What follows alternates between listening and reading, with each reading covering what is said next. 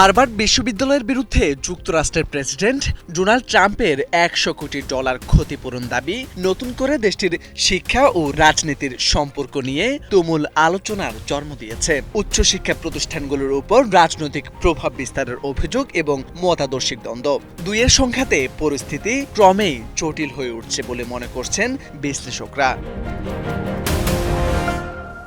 স্থানীয় সময় 2 ফেব্রুয়ারি রাতে সামাজিক যোগাযোগ মাধ্যম ট্রুথ সোশ্যালে দেওয়া এক পোস্টে ট্রাম্প জানান, হার্ভার্ড বিশ্ববিদ্যালয়ের কাছ থেকে তিনি $100 কোটি ক্ষতিপূরণ দাবি করেছেন এবং ভবিষ্যতে প্রতিষ্ঠানটির সঙ্গে প্রশাসনের কোনো সম্পর্ক থাকবে না। তার এই ঘোষণার পেছনে নিউ ইয়র্ক টাইমসের একটি প্রতিবেদন গুরুত্বপূর্ণ ভূমিকা রেখেছে।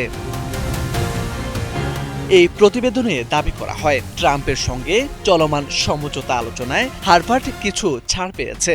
প্রতিবেদন প্রকাশের পরপরই ট্রাম্পের কঠোর অবস্থান সামনে আসে। ট্রাম্প প্রশাসনের অভিযোগ, হার্ভার্ড সহ যুক্তরাষ্ট্রের শীর্ষস্থানীয় কয়েকটি বিশ্ববিদ্যালয় উদারপন্থী রাজনৈতিক মতাদর্শ প্রচারে সক্রিয় ভূমিকা রেখেছে। পাশাপাশি ফিলিস্তিনপন্থী বিক্ষোভের সময় ক্যাম্পাসে ইহুদি শিক্ষার্থীদের নিরাপত্তা নিশ্চিত করতে ব্যর্থ হয়েছে বলেও দাবি করা হয়েছে। প্রশাসনের পক্ষ থেকে এসব অভিযোগকে আইনি ব্যবস্থা গ্রহণ এবং বড় অঙ্কের আর্থিক ক্ষতিপূরণ দাবির ভিত্তি হিসেবে তুলে ধরা হচ্ছে।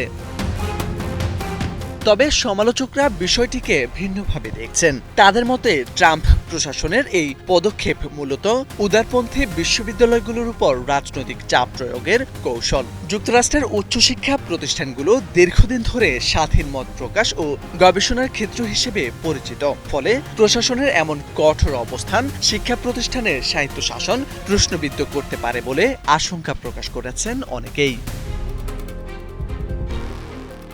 এদিকে ট্রাম্প প্রশাসনের চাপের প্রভাবিত মধ্যে আইভি লীগের অন্য প্রতিষ্ঠানগুলোর উপরও পড়তে শুরু করেছে।